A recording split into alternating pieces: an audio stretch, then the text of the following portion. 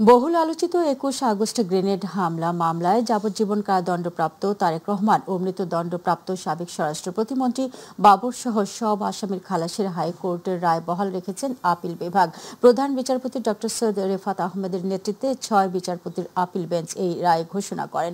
একই সঙ্গে ২১ August grenade হামলা মামলায় নতুন করে তদন্তের হাইকোর্ট যে পর্যবেক্ষণ দিয়েছিলেন তা বাদ দিয়েছেন সর্বোচ্চ আদালত। আরও জানাচ্ছেন আফজাল হোসেন।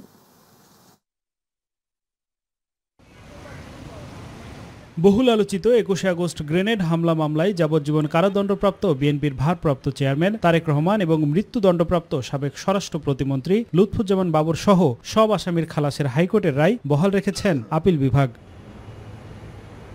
প্রধান বিচারপতি ডক্টর সৈয়দ রেফাত আহমেদের নেতৃত্বে ৬ বিচারপতির আপিল বেঞ্চ এ রায় ঘোষণা করেন। এছাড়া গ্রেনেড হামলা মামলা নতুন করে তদন্তে হাইকোর্টের দেয়া পর্যবেক্ষণ বাদ দিয়েছেন সর্বোচ্চ আদালত। কনফেশনগুলো করা হয়েছিল স্বীকারোক্তিমূলক জবানবন্দি, ১২টা স্বীকারোক্তিমূলক জবানবন্দি।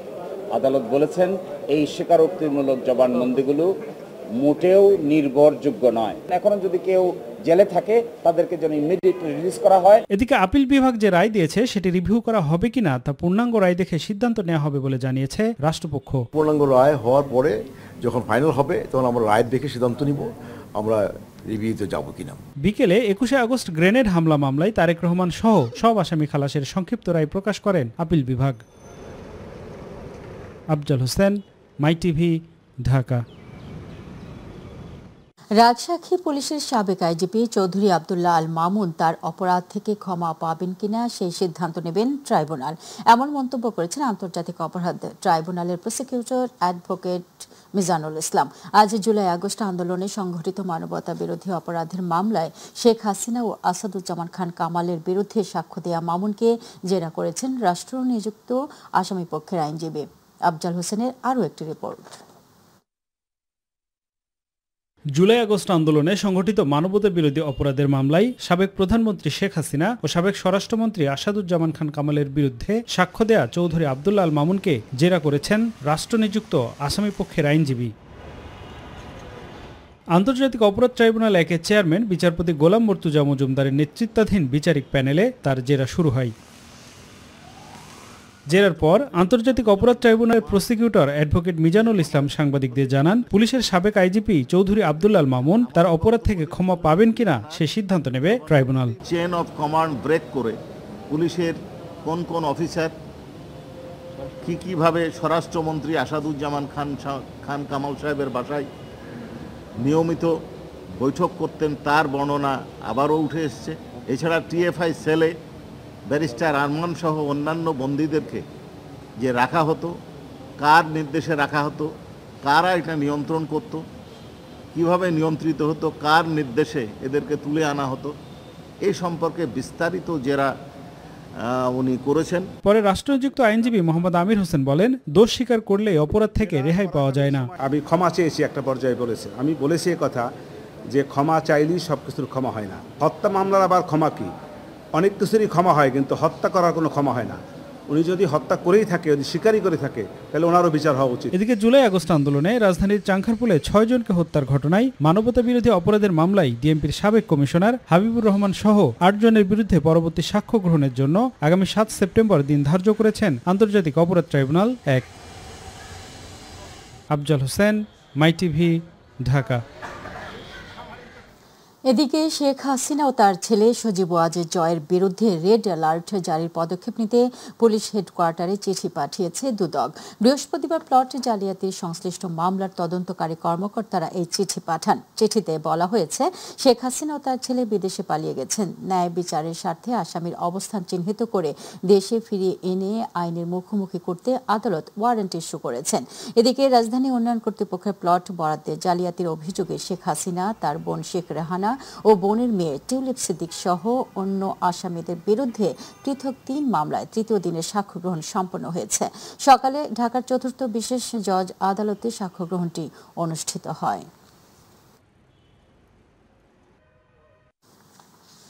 জাতীয় পার্টির চেয়ারম্যান জিএম কাদের ও তার স্ত্রী শেরিফা কাদেরের বিদেশ যাত্রায় নিষেধাজ্ঞা জারি করেছেন আদালত।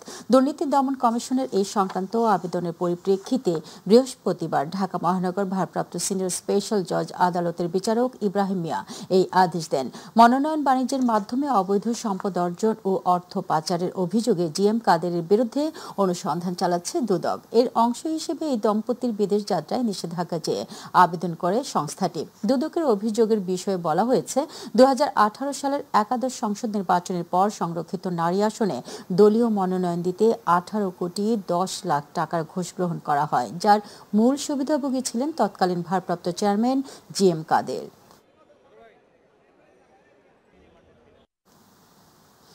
প্রধান উপদেষ্টার প্রেস সচিব শফিকুল আলম বলেছেন, আইসিটি আইনে সংশোধনী এনেছে সরকার। এর ফলে মানবতা বিরোধী মামলায় যারা অভিযুক্ত হবেন তারা আর কোনো নির্বাচনে অংশ নিতে পারবেন না। রাজধানীর তেজগাঁওয়ে প্রধান উপদেষ্টার কার্যালয়ে অন্তর্বর্তী সরকারের প্রধান উপদেষ্টা অধ্যাপক মোহাম্মদ ইউনূসের সভাপতিত্বে অনুষ্ঠিত সভায় আইসিটি আইনের সংশোধনী আনা হয়। ফরেন সার্ভিস একাডেমিতে আয়োজিত এক সংবাদ সম্মেলনে প্রধান উপদেষ্টার প্রেস সচিব শফিকুল আলম এই তথ্য জানান। আরো জানাচ্ছেন জাহিদ আহমেদ বাবু। প্রধান উপদেষ্টার কার্যালয়ে উপদেষ্টা পরিষদ বিভাগের 41তম সভায় 3টি গুরুত্বপূর্ণ নীতিমালার খসড়া অনুমোদন দেওয়া হয়েছে। বৃহস্পতিবার অনুষ্ঠিত এই সভায় সভাপতিত্ব করেন প্রধান উপদেষ্টা অধ্যাপক ডক্টর মোহাম্মদ ইউনূস। বৈঠক শেষে ফরেন সার্ভিস একাডেমিতে এক প্রেস ব্রিফিংয়ে 3 গুরুত্বপূর্ণ নীতিমালার খসড়া অনুমোদন দেওয়া প্রসঙ্গে কথা বলেন প্রধান উপদেষ্টার প্রেস সচিব। এর ফলে ইন্টারনেট এবং মোবাইল ফোন সুলভ মূল্যে, মানে এই দুই সেবা সবাই সুলভ মূল্যে পাবেন। এ সময় মানবতা বিরোধী অপরাধের মামলায় কারো বিরুদ্ধে চার্জ দাখিলের পরে অভিযুক্ত কোনো ব্যক্তি নির্বাচনে অংশগ্রহণ করতে পারবে না বলে জানান শফিকুল আলম। মানবতা বিরোধী মামলায় যারা অভিযুক্ত হবেন তারা আর কোনো ইলেকশন করতে পারবেন না। আইসিটি লয়ের সেকশন 9(1) এর অধীনে আনুষ্ঠানিক অভিযোগপত্র ফর্মাল চার্জ দাখিল হলে তিনি সংসদ সদস্য হিসেবে নির্বাচিত হওয়া বা বহাল থাকার অযোগ্য হবেন। তিনি জানান, বেসরকারি অংশগ্রহণে নবায়নযোগ্য বিদ্যুৎ উৎপাদন নীতিমালা সংশোধন করেছে সরকার। বিদ্যুৎ উৎপাদন খাতে বেসরকারি অংশগ্রহণ বৃদ্ধির নীতিমালা 2025-এর তৃতীয় অংশের সরকারি বেসরকারি অংশীদারিত্বের ভিত্তিতে মার্চেন্ট পাওয়ার প্ল্যান্ট স্থাপন সংক্রান্ত নীতিসমূহ অন্তর্ভুক্ত করা হয়েছে। ব্রিফিংয়ের শুরুতেই বাংলাদেশ টেলিকমিউনিকেশন নেটওয়ার্কিং ও লাইসেন্সিং পলিসি 2025 প্রধান উপদেষ্টা পরিষদে অনুমোদন হয়েছে বলে জানান প্রধান উপদেষ্টার বিশেষ সহকারী ফয়েজ আহমেদ তৈয়ব। বর্তমান নীতিমালায় যারা এই মধ্যবর্তী স্তরে লাইসেন্স নেবেন তারা টাওয়ার কোম্পানিগুলো ফাইবার সম্প্রসারণ নেটওয়ার্ক করতে পারবে এবং ফাইবার নেটওয়ার্কগুলো টাওয়ার করতে পারবে। আর উভয়েই ডেটা সেন্টার এবং ক্লাউড বিজনেস করতে পারবে। ডেটা সেন্টার এবং ক্লাউড বিজনেসের জন্য আমাদের কোনো ধরনের লাইসেন্স লাগবে না। আমরা এটা ডিরেগুলেটেশনের মধ্যে রাখছি যাতে আমাদের ডিজিটাল ইকোনমির ভবিষ্যৎটা উন্মুক্ত হয়। আর এই আইনের মাধ্যমে মধ্যস্বত্বভোগী যারা আছে তাদের নিয়ন্ত্রণ করা যাবে বলেও জানান Foyez Ahmed Taiyeb. Private 5G, voice over WiFi কিংবা ওয়াইফাই 6, ওয়াইফাই 7 এর মতো প্রযুক্তিগুলো এই লাইসেন্সের হাত ধরে আসতে পারবে।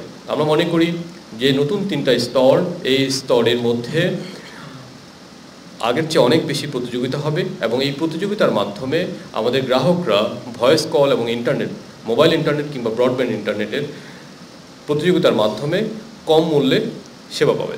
জাহিদ আহমেদ বাবু, মাই টিভি, ঢাকা। আস্থার সংকট বাংলাদেশের জাতীয় সংকট, কেউই আস্থায় নেই। আর এই কারণে নির্বাচন কমিশনের প্রথম কাজ আস্থার পুনরুদ্ধার করা, এমন মন্তব্য করেছেন নির্বাচন কমিশনার আনোয়ারুল ইসলাম সরকার। নির্বাচন ভবনে নির্বাচন কমিশনের দায়িত্বরত সাংবাদিকদের সংগঠন RFED এর সাথে মতবিনিময় সভায় এই কথা বলেন তিনি। এই সময় আসন্ন জাতীয় সংসদ নির্বাচনকে সামনে রেখে সাংবাদিকদের জন্য প্রণীত নীতিমালায় গণমাধ্যমের স্বাধীনতা বাধাগ্রস্ত হতে পারে বলে আশঙ্কা প্রকাশ করেন সংবাদকর্মীরা। আরো জানাচ্ছেন শিমুল খান। বৃহস্পতিবার সকালে নির্বাচন কমিশন ভবনে কমিশনের আমন্ত্রণে মত বিনিময়ে বসেন RFEDর সদস্য সাংবাদিকরা। শুরুতেই নির্বাচনে সাংবাদিকদের জন্য প্রণীত নীতিমালা নিয়ে অসন্তোষ প্রকাশ করেন তারা। সাংবাদিকরা অভিযোগ করেন এই নীতিমালার কারণে গণমাধ্যমের স্বাধীন কার্যক্রম বাধাগ্রস্ত হওয়ার সংখ্যা রয়েছে। তারা নীতিমালা পূর্ণ বিবেচনার দাবি জানান। এই নীতিমালায় কোনো মতামত নেওয়া হয়নি রিটার্নিং কর্মকর্তাকে অবহিত করে সংবাদ ও ছবি সংগ্রহের বিধান রাখছে, যা স্বাধীন সাংবাদিকতা পরিপন্থী। সাংবাদিকদের মতামত নিয়ে কমিশন বৈঠকে আলোচনা হবে বলে আশ্বস্ত করা হয়। আমাদের কথা বলা চালু থাকুক, আমাদের পারস্পরিক সম্মানবোধ এবং শ্রদ্ধাবোধটা আরো সুদৃঢ় হোক। নির্বাচন কমিশনের প্রথম কাজ আস্থার সংকট দূর করা, আর গণমাধ্যম কর্মীদেরও আরো দায়িত্বশীল হওয়ার আহ্বান জানান ইসি আনোয়ারুল ইসলাম সরকার। আমাদের যে প্রস্তাব, এটা নির্বাচন কমিশন ওয়েলকাম করে, যেহেতু আমাদের সবার উদ্দেশ্য তো একটাই, যে একটা ভালো নির্বাচনের জন্য সবাই একসাথে কাজ করব। ওপেন স্পেসে নির্বাচন করার মতো মানসিকতা তৈরি করেন, মতামত তৈরি করেন। ওপেন স্পেসে নির্বাচন, সেটাই হবে ট্রান্সপারেন্ট। কিন্তু ওই কি বলে বদ্ধ ঘরে কোনোদিনও ট্রান্সপারেন্ট করতে পারবেন না। শতভাগ স্বচ্ছ নির্বাচন করতে চাইলে খোলা জায়গায় কেন্দ্র করতে হবে বলে মন্তব্য করেন ইসি ফাহমিদা। শিমুল খান, মাই টিভি, ঢাকা। ম্যান্ডেট নিয়ে জনগণের কাছে যাওয়ার পথ পরিহার করে যারা আন্দোলনের হুমকি দেয় তারা শেখ হাসিনার রেখে যাওয়া স্বৈরাচার বলে মন্তব্য করেছেন বিএনপির স্থায়ী কমিটির সদস্য আমির খসরু মাহমুদ চৌধুরী। আর বিএনপি চেয়ারপারসনের উপদেষ্টা জয়নুল আবদিন ফারুক বলেছেন, গণতন্ত্রের পথ সুগম হওয়ার বিরুদ্ধে ষড়যন্ত্র করলে লাভবান হবে শেখ হাসিনা। রাজধানীতে আলাদা অনুষ্ঠানে বিএনপি নেতারা এসব কথা বলেন। আরও জানাচ্ছেন ইউসুফ আলী। জুলাই অভ্যুত্থানের বর্ষপূর্তি উপলক্ষে জাতীয় প্রেস ক্লাবে আলোচনা সভার আয়োজন করে জন অধিকার পার্টি। সবাই বিএনপির স্থায়ী কমিটির সদস্য আমির খসরু মাহমুদ চৌধুরী বলেন, সংবিধান বাদ দিয়ে জোর করে কিছু করতে চাইলে দেশের জন্য ক্ষতিকর হবে। আপনার জন্য যেটা গুরুত্বপূর্ণ আরেকটি দলের জন্য সেটা গুরুত্বপূর্ণ নাও হতে পারে। সুতরাং ঐক্যমত যতটুকু হবে সেটাকে নিয়ে আমরা এগিয়ে যাব। আর এর বাইরে প্রত্যেকটি দলের যেগুলো ঐক্যমতের মধ্যে আসবে না, সেগুলো তারা আগামী নির্বাচনে তাদের ম্যানিফেস্টোর মাধ্যমে, তাদের কর্মসূচির মাধ্যমে জনগণের কাছে নিয়ে যাক। জনগণ থেকে তারা ম্যান্ডেট সমর্থন নিয়ে সংসদে এসে পাশ করুক। এটাই হচ্ছে গণতন্ত্র। সেটা না করে যদি কেউ বলে যে আমাদের এই দাবি না মানলে আমরা নির্বাচন করব না অথবা আমরা আন্দোলন করব, এটা হচ্ছে অগণতান্ত্রিক। এটা শেখ হাসিনার চিন্তার প্রতিফলন। এটা থেকে বোঝা যায় শেখ হাসিনা কিছু কিছু খুদে স্বৈরাচার রেখে গেছে বাংলাদেশে, যারা জনগণের উপর আস্থা রাখবে না, কিন্তু তাদের দাবি মানতে হবে। অন্য আলোচনায় বিএনপির ভাইস চেয়ারম্যান শামসুজ্জামান দুদু বলেন, বিএনপির জনপ্রিয়তায় ঈর্ষান্বিত হয়ে ষড়যন্ত্র করছে একটি মহল। নির্বাচন করতে না পারি তাহলে বাংলাদেশের স্বাধীনতার সার্বভৌমত্ব লক্ষ্য করা। এদিকে জাতীয় প্রেস ক্লাবের সামনে এক অনুষ্ঠানে বিএনপি চেয়ারপারসনের উপদেষ্টা জয়নুল আবদিন ফারুক বলেন, নির্বাচন কমিশনের রোডম্যাপ ঘোষণার পর নির্বাচন বানচাল করতে ষড়যন্ত্র চলছে। শাহাবুদ্দিনের মতো একটা নির্বাচন এই ডক্টর প্রফেসর মোহাম্মদ ইউনূস এই দেশে করবেন, ঠিক তারই পূর্ব মুহূর্তে আবার কিসের ষড়যন্ত্র শুরু করেছেন। এই ষড়যন্ত্র আপনাদের না, এই ষড়যন্ত্র ওই দিল্লিতে বসে থাকা শেখ হাসিনার ষড়যন্ত্রের সাথে একই সুর। অপরদিকে ব্রাহ্মণবাড়িয়ায় কিশোর গবেষক আন্নাফ বিন আশরাফের হাতে উপহার সামগ্রী তুলে দেওয়ার পর সাংবাদিকদের প্রশ্নের জবাবে বিএনপির সিনিয়র যুগ্ম মহাসচিব রুহুল কবির রিজভী আহমেদ বলেন, স্বৈরাচারের দোসররা বিভিন্ন জায়গায় ঘাপটি মেরে বসে আছে। শেখ হাসিনা পালিয়ে গেছে, পতন হয়েছে, কিন্তু তার যে রেখে যাওয়া তার দোসররা তারা তো চায়নি। তার প্রশাসনে আছে, তারা প্রশাসনের বিভিন্ন ক্ষেত্রে তারা অবস্থান নিচ্ছে এবং অন্তর্বর্তীকালীন সরকারের যিনি প্রধান, তিনি যদি অবাধ সুষ্ঠু নির্বাচন না করতে পারেন সেটার জন্য তো তারা প্রস্তুত আছে। ইউসুফ আলী, মাই টিভি, ঢাকা। গত 24 ঘন্টায় এডিস মশাবাহিত রোগ ডেঙ্গুতে আক্রান্ত হয়ে 3 জনের মৃত্যু হয়েছে। পাশাপাশি এই সময়ের মধ্যে আরও 363 জন ডেঙ্গুর জ্বর নিয়ে হাসপাতালে ভর্তি হয়েছেন। স্বাস্থ্য অধিদপ্তরের হেলথ ইমার্জেন্সি অপারেশন সেন্টার ও কন্ট্রোল রুম থেকে পাঠানো প্রতিবেদনে এই তথ্য জানানো হয়। প্রতিবেদনে বলা হয়, বুধবার সকাল 8টা থেকে আজ বৃহস্পতিবার সকাল 8টা পর্যন্ত ডেঙ্গু আক্রান্তদের মধ্যে ঢাকা মহানগরের হাসপাতালগুলোতে 112 জন, বরিশাল বিভাগে 88 জন, ঢাকা বিভাগে 70 জন, চট্টগ্রাম বিভাগে 50 জন, খুলনা বিভাগে 16 জন, রাজশাহী বিভাগে 16 জন, ময়মনসিংহ বিভাগে 10 জন ও সিলেট বিভাগে 1 জন ভর্তি হয়েছেন। এই রোগটিতে আক্রান্ত হয়ে চলতি বছরে এখন পর্যন্ত 130 জনের মৃত্যু হয়েছে।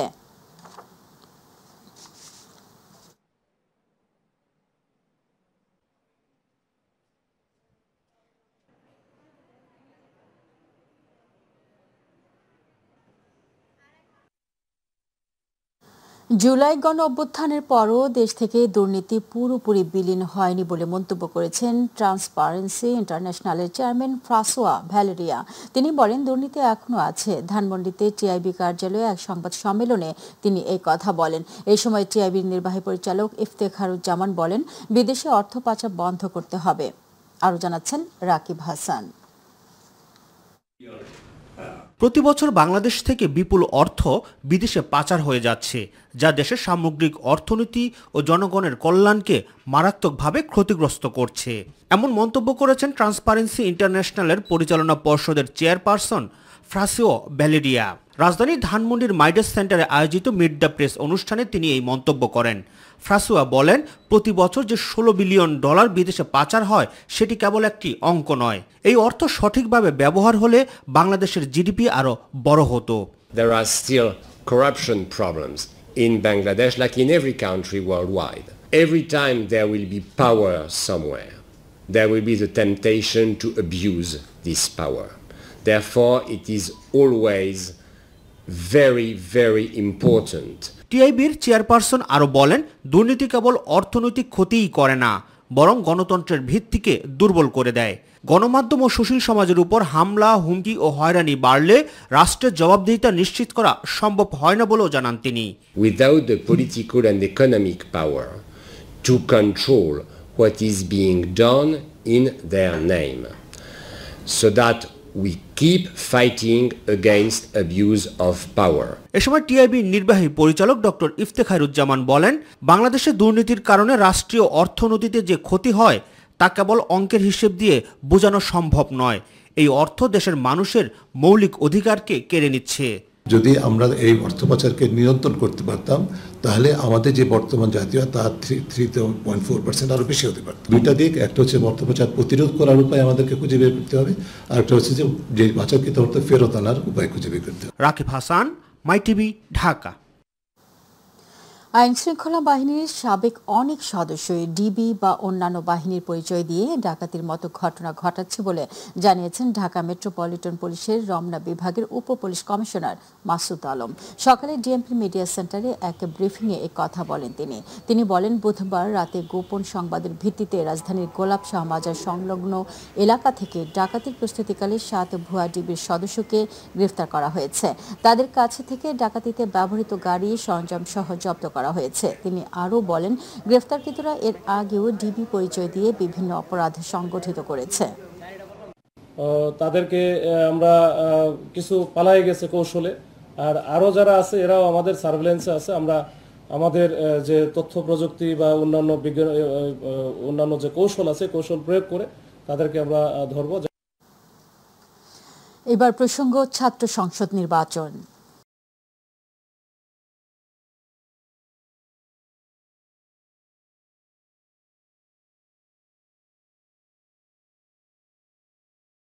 9 সেপ্টেম্বর ডাকসু নির্বাচনে আর কোনো বাধা নেই। আদালতের এমন রায়ে আবারও জমে উঠেছে ডাকসুর প্রচারণা। সকাল থেকে আবারও প্রাণ চাঞ্চল্য ফিরেছে ক্যাম্পাসে। লিফলেট, হ্যান্ডবিল নিয়ে প্রার্থীদের সঙ্গে চলছে ভোটারদের জনসংযোগ। প্রার্থীরা দিচ্ছেন শিক্ষার্থীদের নানা সুযোগ সুবিধা প্রদানের অঙ্গীকার। এই সময় বেশ কিছু আচরণবিধি লঙ্ঘনের অভিযোগও করেন তারা। মিফতা গালিবের রিপোর্টে বিস্তারিত। ঢাকা বিশ্ববিদ্যালয় কেন্দ্রীয় ছাত্র সংসদ ও হল সংসদ নির্বাচনের প্রচারণার 10ম দিনে ব্যস্ত সময় পার করছেন বিভিন্ন প্যানেলের প্রার্থীরা। শেষ মুহূর্তের প্রচারণায় সকাল থেকে ঢাকা বিশ্ববিদ্যালয় ক্যাম্পাসের বিভিন্ন প্রান্তে লিফলেট বিতরণ করতে দেখা যায় বিভিন্ন প্যানেলের প্রার্থীদের। কলাভবন, সামাজিক বিজ্ঞান অনুষদ, কেন্দ্রীয় লাইব্রেরি সহ বিভিন্ন স্থানে প্রচারণা করেন প্রার্থীরা। তাদের সমস্যাগুলো সম্পর্কে জানছি এবং কিভাবে সলিউশনের দিকে আগানো যায় এবং কিভাবে তাদের হেল্প পাওয়া যায় সেটা নিয়ে তাদের সাথে ডিসকাশন করছি। আমি যদি শিক্ষার্থীদের ম্যান্ডেট পেয়ে নির্বাচিত হতে পারি তাহলে আমার প্রথম কাজ থাকবে ক্যাম্পাসটাকে কিভাবে নিরাপদ করা যায়। এই সময় নিরাপদ ক্যাম্পাস, শিক্ষার্থীদের আবাসন সংকট নিরসন, খাবারের মান উন্নত করা সহ নানা প্রতিশ্রুতি দেয় তারা। এছাড়া প্রজেকশন মিটিং এর মাধ্যমে চাওয়া হচ্ছে ভোট। নারীরা সমাজে যতটুকু বঞ্চিত এবং বঞ্চনার শিকার, সেই জায়গা থেকে আমি অনেক সোচ্চার। আমার ভাষা সবসময় নারীদের সাথেই আছে, নারীদের সত্যিকারের যৌক্তিক অধিকারের সাথে আছে, নারীদের সম্মানের সাথে আছে। সুষ্ঠু নির্বাচনের ব্যাপারে আশাবাদী প্রার্থীরা। নারীর প্রচার প্রচারণার ক্ষেত্রে প্রথমত তারা প্রথমেই বৈষম্যের শিকার হয়ে যাচ্ছে। একটা মেয়ে অন্য একটা হলে ঢুকবে, তাকে আগে পারমিশন নিতে হবে, নাম লিখাতে হবে, কার্ড পরিহিত করে তারপর তাকে ঢুকতে হবে। রিটার্নিং অফিসার জানান, কারো বিরুদ্ধে সাইবার বুলিং এর অভিযোগ পেলে শাস্তিস্বরূপ 20,000 টাকা জরিমানা, প্রার্থিতা বাতিল এবং ছাত্রত্ব বাতিল করা হবে। এই ডাকসু এবং হল সংসদ নির্বাচন উপলক্ষে শুধুমাত্র নির্বাচনের দিন 9 সেপ্টেম্বর বন্ধ থাকবে, আর বাকি দিনগুলোকে বিশ্ববিদ্যালয়ের স্বাভাবিক একাডেমিক কাজকর্ম চলতে থাকবে। হলে কোনো প্রকার গেস্ট অতিথি যাতে না থাকে, গতকাল থেকে সে ব্যবস্থা চালু হয়ে গেছে। যে পেজগুলো অপপ্রচার চালাচ্ছে তাদের বিরুদ্ধে শাস্তিমূলক ব্যবস্থা নেওয়া হবে বলে জানান টাস্কফোর্স প্রধান। 710টি বুথের মাধ্যমে সময় 1 ঘন্টা বাড়িয়েছি, 8 ঘন্টার মধ্যে দিয়ে আমরা সকলের নির্বিঘ্নে আমরা ভোট গ্রহণ করতে পারবো। মিফতাক আলী, মাই টিভি, ঢাকা। শুরুতে জানাবো প্রবাসের সংবাদ।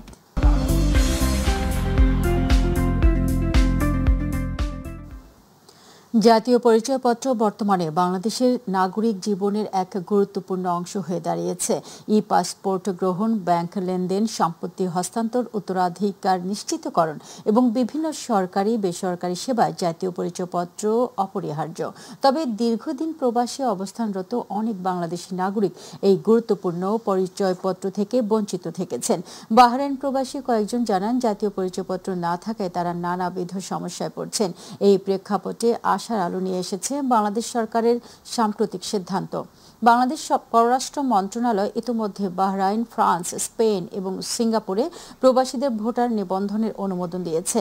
এখন থেকে প্রবাসীরা স্থানীয় বাংলাদেশি দূতাবাস বা কনসুলেটের মাধ্যমে ভোটার তালিকায় নিবন্ধন করতে পারবেন। নিবন্ধনের পর তারা হাতে পাবেন জাতীয় পরিচয়পত্র। বাহরাইন যেই দূতাবাস আছে তারা যদি জাতীয় পরিচয়পত্র সেবাটা চালু করে, এতে আমাদের প্রবাসীরা খুবই উপকৃত হবে। প্রবাসী থাকি আমরা দেশও যাই অল্প সময় নিয়ে, তাইলে আবার অতি তাড়াতাড়ি আমরা আবার আসতে হয়। বাংলাদেশ সরকারের কাছে আমাদের অনুরোধ, যদি এনআইটি কার্ডের সুযোগ সুবিধা আমাদের বাহরাইনে দেওয়া হয় তাহলে আমাদের অনেক সুযোগ সুবিধা থেকে বঞ্চিত হইতাম না। মালয়েশিয়ায় ইউপিএম এর বাংলাদেশি শিক্ষার্থীদের উদ্যোগে অনুষ্ঠিত হয়েছে এনটিভি পিঠা উৎসব 2025।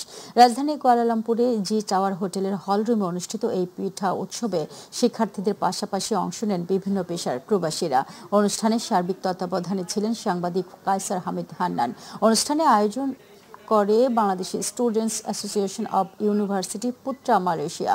আন্তর্জাতিক ইসলামী বিশ্ববিদ্যালয়ের শিক্ষার্থী মোহাম্মদ জুবায়ের হোসেনের অনুষ্ঠান পরিচালনায় বিএসএ ইউপিএম এর সিনিয়র সহ সভাপতি রাশনি উমাইয়া গাজীর সভাপতিত্বে অনুষ্ঠানে বিশেষ অতিথি হিসেবে উপস্থিত ছিলেন বাংলাদেশের জনপ্রিয় চিত্রনায়ক ওমর সানি, চিত্রনায়িকা শিমলা ও সুবা এবং কণ্ঠশিল্পী তামান্না হক এবং বাংলাদেশ কমিউনিটি প্রেস ক্লাবের সহসভাপতি ও এনটিভির স্টাফ করেসপন্ডেন্ট কায়সার হামিদ হান্নান। পিঠা উৎসবে আরও উপস্থিত ছিলেন সংগঠনের উপদেষ্টা এসএম আসিবুর হাসনাত সাদি, সভাপতি ইমরান ফরহাদ সহ ইউপিএম এর শিক্ষার্থী ও বিএসইউএম সহ কমিটির সদস্যরা। এই প্রত্যেকটা বাঙালি পিপলকে স্টুডেন্টরা এক জায়গায় রেডি করেছে। আমরা সবাই বাংলাদেশের কিছু কালচার, কিছু ট্রেডিশন মিস করি। এর মধ্যে অন্যতম একটা হচ্ছে পিঠা। হান্নান ভাই আমাদের সেই উৎসবের একটা আবেগমুখ অবস্থা করে দিতে পেরেছে, এর জন্য আমি অনেক অনেক ধন্যবাদ।